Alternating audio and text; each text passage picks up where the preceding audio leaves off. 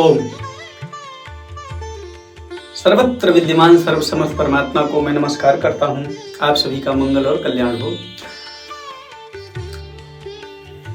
भारतीय सनातन धर्म ग्रंथों के आधार पर एक कथा है जो महाभारत में आता है, एकलव्य और गुरु द्रोणाचार्य जी का प्रसंग, जिसमें गुरु द्रोणाचार्य जी ने एकलव्य का अंगूठा कटवा लिया था।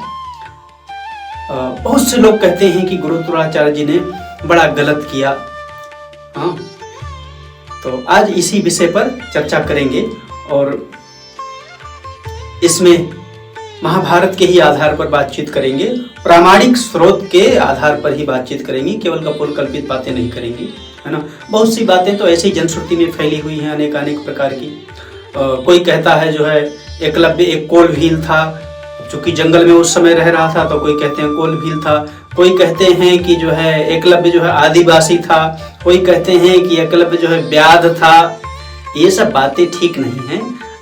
देखो, अर्जुन के पूछने पर एकलव्य स्वयं ही बताता है कि मैं महाराज निषाद राज का बेटा, निषाद अधिपति का पुत्र हूं और मेरा नाम एकलव्य है और मेरे पिता, उसके पिता जो थे वो मगधराज जरासंध के अनुयायी में से एक थे और सेनापतियों में से एक थे। अब सेनापति थे तो इसका मतलब हमेशा तो युद्ध तो हो नहीं रहा है, समय समय से युद्ध हुआ करता था। शेष समय वो अपने राज्य में ही राज्य संचालन किया करते थे, है ना। और एकलव्य के पिता जो है कोई तो ऐसा भी कहते हैं कि वो श्रृंगबेरपुर के जो निषाद राज गुह थे भगवान राम के समय, उन्हीं के वंशजों में से एक था। हालांकि जो भी पर जाति वही थी, निषाद जाति थी, है ना। निषाद जाति एक वीर जाति है ना। उस जमाने में भी बहुत वीर जाति हुआ करती थी निषाद जाति। और देखो, उस समय जंगलों का जो जीवन था वो कोई सामान्य जीवन नहीं था। वहां सब कुछ उपलब्ध था उनके पास में, है ना। वहां शहद भी है, वहां औषधि भी है, वहां पशु भी है, वहां खेती भी हो रही है, वहां सब कुछ उनके पास उपलब्ध है। हाँ, ये बात अलग है कि जंगलों में, अब प्राय करके देखो ना, गुरुकुल भी जंगलों में ही हुआ करते थे उस जमाने में। जितने भी धर्म ग्रंथ आप उठा के देखोगे, सब में गुरुकुल जो है जंगलों में हुआ करते थे। कहीं राज्य में थोड़ी गुरुकुल चला करते थे। राज्य के बाहर जंगल में, बिहार में गुरुकुल हुआ करते थे। तो ये कहना कि एकलव्य कोई वनवासी था, एकलव्य कोई नीच जाति का था और द्रोणाचार्य जी चूंकि ब्राह्मण थे, ऊंची जाति के थे, और अर्जुन चूंकि क्षत्रिय जो है ऊंची जाति का था, तो पक्षपात करके अंगूठा कटवा दिया, ये बात ठीक नहीं है। ठीक है ना। ये जो आरोप है ये मिथ्या आरोप है, ये ऐसा कहना उचित नहीं है। देखो, उसके अंगूठा कटवाने के पीछे बहुत सा कारण है। गुरु द्रोणाचार्य जी एक ऐसे ब्रह्मनिष्ठ, भगवत परायण और आत्मज्ञानी पुरुष हैं वो, और ऐसे वेदज्ञ ब्राह्मण हैं वो, जो ध्यान में जिस किसी के भविष्य को जानना चाहें तो वो धारणा लगा करके जान सकते हैं। वो समाधि लगा सकते हैं साक्षात बैठ करके स्वयं। जिस पुरुष की समाधि लग रही हो, उसके मन की एकाग्र अवस्था, उसके बुद्धि की स्थिरता कोई सामान्य नहीं होती है ना, कि वो जो है पक्षपात कर जाएगा इतना जल्दी से। ये सब बातें जो है कपोल कल्पना है, ये उचित नहीं है। और जब अर्जुन के सामने वह कुत्ता आया जिसको एकलव्य ने बाण मारा, मुख भर दिया, आवाज न निकले, साधना में विघ्न ना हो, इस उद्देश्य से जब अर्जुन वहां जाकर के देखते हैं तो वहां अर्जुन स्वयं पूछते हैं उससे, उसका परिचय कि हे वीर, हे धनुर्धर, तुम जो है, अच्छा उसके पहले एकलव्य आ चुका था द्रोणाचार्य के पास, अर्जुन मिल चुके थे, लेकिन चूंकि उस समय उसका भेष अलग था। ये सब कथा आपको महाभारत में मिल जाएगा। महाभारत के आदि पर्व के संभव पर्व के अंतर्गत आपको ये कथा मिलेगा। 131वें अध्याय के 31वें श्लोक से ये कथा आपको मिल जाएगा पढ़ने को, आप वहां पढ़ सकते हैं जाकर के। तो जिस समय गुरु द्रोणाचार्य जी की प्रसिद्धि फैली है, गुरु द्रोणाचार्य जी परशुराम शिष्य हैं, भरद्वाज पुत्र हैं, वो कोई मामूली आदमी नहीं है ना, कोई सामान्य पुरुष नहीं है, वो परशुराम शिष्य हैं भाई वो हो। हाँ, परशुराम जो है धनुर्धारियों में अग्रगण्य माने जाते हैं भगवान परशुराम, और युद्ध के सर्व विद्याओं के वो ज्ञाता हैं। वो वहां से उनको शिक्षा मिली है। भरद्वाज ऋषि पुत्र हैं गुरु द्रोणाचार्य। कोई बचपन से उनकी शिक्षा कोई ऐसे द्वेष बुद्धि वाली शिक्षा और सामान्य शिक्षा नहीं हुई है जैसे आजकल के लोग जो है कल्पना करते हैं और ब्राह्मण विरोधी बन जाते हैं और सत्य का विरोध करने लगते हैं। तो जब अर्जुन जाकर के वहां देखे, परिचय पूछे, उसने बताया अपना परिचय। हाँ, अब उसके पहले उन्होंने देखा तो था जब वो शिक्षा लेने के लिए गुरुकुल में आया था, लेकिन चूंकि वहां से जब वहां गया, अब वो प्रतिज्ञा कर लिया कि हम अपने जो है राज्य में लौट करके नहीं जाएंगे, अब हम यहाँ आए हैं तो धनुर्विद्या सीख करके ही जाएंगे आचार्य से। तो उसने वहां से थोड़ी दूरी पर जाकर के अपनी कुटिया बना लिया, और कुटिया बना करके अब चूंकि वन में रहने का अभ्यास तो उसको था ही बचपन से, और अपने पारंपरिक गुरुकुल में उसने बहुत सी कलाओं को, युद्ध की कलाओं को, धनुर्वेद की कलाओं को उसने सीख भी रखा था पारंपरिक ढंग से जो शिक्षा दी जाती है वहां पर श्रृंगबेरपुर में अपना। हाँ, फिर वहां अपना कुटिया बना करके अपना रहने लगा। मिट्टी की एक मूर्ति बना लिया उसने द्रोणाचार्य जी की, और छुप करके दिन में वह आकर के देखता। द्रोणाचार्य जी जिस प्रकार की शिक्षा देते उसी प्रकार का अनुकरण करके, नकल करके वो वहां जाता, ध्यान इत्यादि भी अपना करता एकाग्रता पूर्वक, और ध्यान मतलब उन्हीं बातों का ध्यान करता, चिंतन मंथन करता कि कैसे इसको धारण किया जाए, कैसे अपनाया जाए जीवन में, और उसके बाद अभ्यास करता। अभ्यास करते करते वो निष्णात हो गया। अब इतना सब करते करते उसको शरीर की तरफ ध्यान नहीं गया कि शरीर की साफ सफाई इत्यादि भी होनी चाहिए, क्योंकि उसका मन धनुर्विद्या में ही लगा रहा उस समय। और चूंकि मेधावी छात्र था एकलव्य, कोई मामूली आदमी वो भी नहीं था, है ना, और राजपुत्र था, पर जो राजपुत्र का परिवेश था, जो वेशभूषा पहनावा था, वो सब धीरे धीरे समाप्त हो गया। हाँ, क्योंकि कई साल तक वहां वो अपना शिक्षा लेता रहा कुटिया में, और अकेले चूंकि रह रहा है। अब जंगल से फल मूल कंद इत्यादि, शहद इत्यादि ला रहा है, मांस इत्यादि का प्रयोग करके अपना जीवन निर्वाह कर रहा था। तो उस समय जब अर्जुन वहां पहुंचते हैं कुत्ते के बाण को देख करके मुख में, तो अर्जुन उसको पहचान नहीं पाते हैं कि ये वही लड़का है जो वहां उस समय आया था शिक्षा लेने के लिए, और गुरु ने मना किया था। द्रोणाचार्य जी ने मना क्यों किया था? द्रोणाचार्य जी ने इसलिए मना किया था क्योंकि द्रोणाचार्य जी वहां संकल्प कर चुके थे कि मैं भाई कुरुवंशियों के अतिरिक्त और किसी को नहीं सिखाऊंगा। अब संकल्प क्यों किया था? संकल्प इसलिए कर लिए थे कि जब वहां भीष्म जी आए, ये सब कथा है महाभारत में, आप पढ़ सकते हो। जब वहां गुल्ली डंडा खेलते हुए पांडव इत्यादि सब वहां गुल्ली डंडा खेल रहे थे, गुल्ली डंडा हो तो गुल्ली डंडा खेल रहे थे और गुल्ली गिर गई पानी में, अभी लोग नहीं निकाल पा रहे हैं। तो द्रोणाचार्य जी वहां अपना अग्निहोत्र करके, हवन यज्ञ इत्यादि करके अपना बैठे हुए थे ध्यान में, और उन्होंने देखा कि ये बच्चे सब परेशान हो रहे हैं, तो थोड़ा मुस्कुराते हुए पूछे कि भाई ए कुमारों, तुम लोग यहाँ क्या कर रहे हो? तो वहां जाकर के कुमारों ने, माने पांडव और कौरवों ने वहां जाकर के नमस्कार किया, प्रणाम किया। तो वहां पूछा कि आप मेरी जो है गुल्ली गिर गई नहीं, तो उन्होंने वहां कहा कि तुम एक गुल्ली की रक्षा नहीं कर पा रहे, नहीं निकाल पा रहे कुएं से, तो अपने राज्य की रक्षा कैसे करोगे? तुम लोगों का क्षत्रिय धर्म तो व्यर्थ ही है। तो ये लोग अपना नतमस्तक किए खड़े रहे। फिर गुरु द्रोणाचार्य जी वो सरकंडे से अपना जोड़ करके ब्रह्म विद्या के माध्यम से, धनुर्वेद के माध्यम से निकाला उसको। फिर वहां अर्जुन इत्यादि वहां गए, भीष्म पितामह जी को बताए, भीष्म पितामह जी आए और बातचीत हुई गुरु द्रोणाचार्य जी से। तो गुरु द्रोणाचार्य जी ने कहा कि भाई मेरा ये ऐसा ऐसा है, मेरा एक संकल्प है, उसको सिद्ध करें अगर ये कुमार, तो मैं शिक्षा दे सकता हूं। तो वहां वचनबद्ध हो गए कि मैं, वो जो राजा द्रुपद की कहानी है ना, उसमें राजा द्रुपद जो मित्र थे गुरु द्रोणाचार्य के, उन्होंने जो है अपमान कर दिया था जब गैया लेने गए थे वहां द्रुपद के यहाँ, तो उन्होंने अपमान कर दिया था इनका। उस अपमान के घूंट को पी करके आ गए थे क्रोध को, और वो बदला लेने के चक्कर में यहाँ इन्होंने अपना संकल्प कर लिया कि मैं, अब चूंकि यहाँ संकल्प सिद्ध हो रहा है, अर्जुन ने वहां प्रतिज्ञा कर लिया कि हे आचार्य, मैं आपको वचन देता हूं कि मैं जो है द्रुपद को बंदी बना कर ले आऊंगा आपके सामने। तो वहां पर उन्होंने भी प्रतिज्ञा किया कि मैं कुरुवंशियों के अतिरिक्त और किसी को शिक्षा नहीं दूंगा, केवल कुरुवंशियों को ही शिक्षा दूंगा। वो संकल्प मतलब ले लिया वहां पर। तो उस हिसाब से जब द्रोणाचार्य जो वहां शिक्षा लेने एकलव्य आया था, तो एकलव्य को मना कर दिया, अन्य कुमारों को भी मना कर दिया था सबको। इसी कारण से कर्ण को भी शिक्षा नहीं दिया था, क्योंकि कर्ण जो है सूत पुत्र बन करके वहां आए थे, है ना, अधिरथ के पुत्र बन करके। तो इन सब बातों को लेकर के एकलव्य को शिक्षा नहीं दिया। अब लोग कहते हैं कि चूंकि वो नीच जाति का था इसलिए शिक्षा नहीं दिया, पर ऐसी बात नहीं। एकलव्य कोई नीच जाति का बालक नहीं था, वो भी एक राजपुत्र था, है ना। अपने अपने राज्य में सब राजा राजा ही होते हैं, और कोई मामूली राज्य नहीं था श्रृंगबेरपुर उस जमाने का, जो बहुत शक्तिशाली राज्य था। और उस समय जो वन में रहने वाले निषाद जाति के लोग हुआ करते थे ना, बहुत हष्ट पुष्ट बलिष्ठ और बलवान वीर हुआ करते थे, और धनुर्विद्या में निष्णात हुआ करते थे वो लोग भी।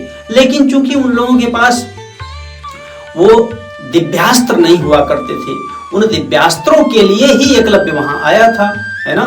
हालांकि दिव्यास्त्र तो नहीं वैसा प्राप्त कर सका वहां गुरु द्रोणाचार्य से, कुछ दिव्यास्त्रों को प्राप्त कर सका था अपने, जितना वो अपनी उसकी क्षमता थी, संकल्प बल से ध्यान के द्वारा प्राप्त किया उसने। तो जब अर्जुन वहां पूछे और वहां जाकर के बताया द्रोणाचार्य जी को, द्रोणाचार्य जी भी थोड़ा हो गए, क्योंकि द्रोणाचार्य जी ने वचन दे रखा था कि मेरा जो है अर्जुन के प्रेम भाव में आकर के वचन दे दिया था कि मेरे सर्वश्रेष्ठ शिष्यों में, धनुर्धारी शिष्यों में तुम ही होगे। तो अर्जुन को थोड़ी ग्लानि हो रही थी, थोड़ा चेहरा मलिन हो गया, उदास हो गए। अवसर पाकर के पानी पिला रहे थे द्रोणाचार्य जी को और पूछे, गुरुदेव आपने तो कहा था कि आपका सबसे प्रिय शिष्य मैं ही होऊंगा, पर अभी उस दिन मैंने जाकर के देखा वहां एक वनवासी है जो एकलव्य है, निषाद राज हिरण्यधनु का पुत्र, वह तो मुझसे भी आगे निकल गया है, वो तो बड़ा ही पारंगत हो गया है धनुर्विद्या में, मैं तो वैसा चला ही नहीं पाता हूँ धनुष पे बाण। तो द्रोणाचार्य जी अर्जुन को लिए, बोले ठीक है चलो देखते हैं। वहां गए देखे तो वो अपना अभ्यास कर रहा है। फिर उसने अपना जब जाना कि ये मेरे गुरु द्रोणाचार्य जी हैं, मेरे गुरु हैं, तो गुरु भाव से ही वो अपना प्रणिपात किया, नमस्कार किया, षोडशोपचार पूजन किया उसने गुरु का। अब सोचो, पूजन करने का तरीका अगर उसको पता था, उसको तुम कोलभील कह रहे, उसको तुम जो है वनवासी कह रहे, अरे वनवासी नहीं, उसको पूजन पद्धति सब पता है ना। भारतीय आर्य संस्कृति के बारे में उसको ज्ञान है। वो हम उनका पूजन करता है, आसन देता है, अर्घ इत्यादि देता है, हाँ, और फल मूल कंद इत्यादि जो कुछ उसके पास था समर्पित करता है। फिर कहता है कि हे गुरुदेव, मेरे पास ऐसा कुछ नहीं है जो आपके लिए अदेय हो, मतलब मैं न दे सकूं, इसलिए आप आज्ञा करें, मैं आपकी क्या सेवा करूं।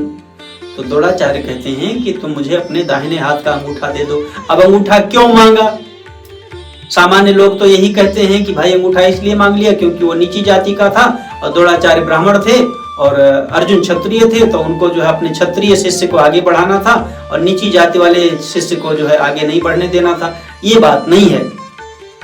बात यह है कि जो एकलव्य का पिता है हिरण्यधनु, वह हिरण्यधनु सहयोगी और अनुयायी है जरासंध का, और जरासंध एक आतताई है ना, नरसंहार करता है। वो चाहे जिस किसी को, विस्तारवादी सोच का है, और चाहे जिस किसी को चाहे जब चाहे जहां मार सकता है और मार भी देता है, अपने संकल्प पूर्ति के लिए, अपने अहंकार की पूर्ति के लिए, अपनी प्रसन्नता के लिए, जिस किसी को। और आपने ये कथा सुनी है कि 99 राजाओं को उसने बंदी बना रखा था, जब वही 100 हो जाते तो सबको नर बलि देने वाला था, वो चामुंडा के आगे मारने वाला था, बलि चढ़ाने वाला था सबको। फिर वहां पे श्री कृष्ण भीम को लेकर जाते हैं और जरासंध को मरवाते हैं। और उसके पहले आप देखो, एक आतताई था, भगवान श्री कृष्ण के वहां पर मथुरा पर उसने 17 बार आक्रमण किया। 17 बार में 23 अक्षौहिणी सेनाओं को लाया था जरासंध। उस सेना में बाद में एकलव्य भी था और उसका पिता भी था युद्ध करने के लिए। अब आप सोचो, एक आतताई राजा के साथ में उसका पिता जुड़ा हुआ है और एकलव्य पितृभक्त है, हाँ, पिता की आज्ञा का उल्लंघन वो करेगा नहीं, जो उसका पिता कहेगा वही एकलव्य करेगा, हाँ। अब गुरु द्रोणाचार्य ने जब अर्जुन ने उनको बताया तो ध्यान में सब देख लिया कि भाई ये तो बालक आगे चल करके बड़ा गड़बड़ करेगा सब, हाँ, धर्मात्माओं की हत्या भी करेगा ये, इसका स्वभाव ये तो नहीं है, लेकिन कुसंग में पढ़ करके करेगा जरूर। तो उन्होंने उस समय इसलिए उसका अंगूठा मांग लिया। और अंगूठा मांग लिया, पर आप महाभारत में जब आप देखोगे ना, तो चलने से पहले इशारे में ही गुरु द्रोणाचार्य ने एकलव्य को संघ के हाथ की मुद्राओं को बना करके दिखा दिया कि बालक चिंता मत कर, तर्जनी और मध्यमा अंगुली के द्वारा तू बाण को चलाएगा। और आज वर्तमान में तुम देख लो, वर्तमान समय में जितने भी आर्चरी होती है, जो धनुष बाण चलाए जाते हैं ना, निशानेबाजी होती है सब, आप देखो उसमें मध्यमा और तर्जनी ये 2 अंगुलियों का प्रयोग होता है। उसमें अंगूठे का प्रयोग न के बराबर होता है उसमें, दाहिने हाथ का। बाएं से तो धनुष पकड़ना होता है, दाहिने से बाण खींचना होता है। तो द्रोणाचार्य कोई पक्षपाती नहीं थे। अगर पक्षपाती होते तो वो इशारे से बताते क्यों कि भाई तू तर्जनी और इससे आप चूंकि बत अंगूठा कटवाया क्यों? इसलिए क्योंकि आदताई का आगे चल करके ये साथ देगा। अब अगर अंगूठा रहेगा तो बहुत ज्यादा नरसंहार करेगा, तो अगर अंगूठा कटवा देंगे थोड़ी स्पीड कम हो जाएगी, इसकी जो क्षमता है वो थोड़ी घट जाएगी, क्षमता घट जाएगी। लेकिन उसके भी साथ अन्याय नहीं करना था, तो उसको वो दूसरी शिक्षा दे दी कि भाई तो जो है इससे अपना बाण, अब चूंकि राजपुत्र था वो, अंगूठा नहीं रहेगा तो बेचारे का महत्व फिर घट जाएगा। तो शिक्षा इसलिए दी ताकि उसके राज्य में उसका महत्व भी ना घटने पाए, वो अपना युवराज भी बना रहे, अपने राज्य का संचालन भी कर सके। उतनी शिक्षा वो तर्जनी और मध्यमा के द्वारा अपना सीख सके, लेकिन ज्यादा मात्रा में नरसंहार ना कर सके, आदताई लोगों का संग न दे सके, ज्यादा अधर्म ना फैला सके, इसलिए अंगूठे को मांग लिया। नहीं तो आप उसमें देखो, जब श्री कृष्ण से युद्ध हो रहा था, हजारों सैनिकों को एकलव्य ने, और एकलव्य मामूली नहीं था, महारथी था। महारथी उसको कहते थे उस जमाने में, जो 10,000 धनुर्धारियों को निर्देश देता था। 10,000 धनुषधारी जिसके नीचे रहा करते थे, मतलब जो 10,000 धनुर्धारियों को कमांड देता था, उसको महारथी कहते थे। और एकलव्य महारथी था। हजारों वीरों को उसने, हजारों धनुर्धारियों को उसने, जो श्री कृष्ण और जरासंध वाले युद्ध में उसने मारा। तो श्री कृष्ण कुपित होकर के 17वीं बार में जब रेवतक पर्वत पर युद्ध हो रहा था, उस युद्ध में श्री कृष्ण ने उसका जो है गला काट दिया था एकलव्य का, वहां पर मारा गया। और एकलव्य का पिता दूसरे या तीसरे बार के युद्ध में ही मारा गया था, हिरण्यधनु जो था। और एकलव्य का एक बेटा भी था, उसका नाम केतुमान था। केतुमान, देखो बुद्धि होती है ना परंपरागत तरीके से। अब चूंकि उसका पिता जरासंध के साथ था, जरासंध श्री कृष्ण विरोधी था। उस जमाने के जो धार्मिक लोग थे, हाँ, क्योंकि भगवान तो धर्म की रक्षा के लिए जन्म लिया है भगवान ने, और उस समय के जो धार्मिक लोग हैं उन सबका विरोधी था जरासंध। जो विष्णु भक्त थे सबका विरोधी था जरासंध। विष्णु भक्तों को कतई नहीं मानता था, बस केवल ब्राह्मणों से डरता था। इसीलिए ब्राह्मणों का अपमान नहीं करता था, ब्राह्मणों की अवहेलना नहीं करता था।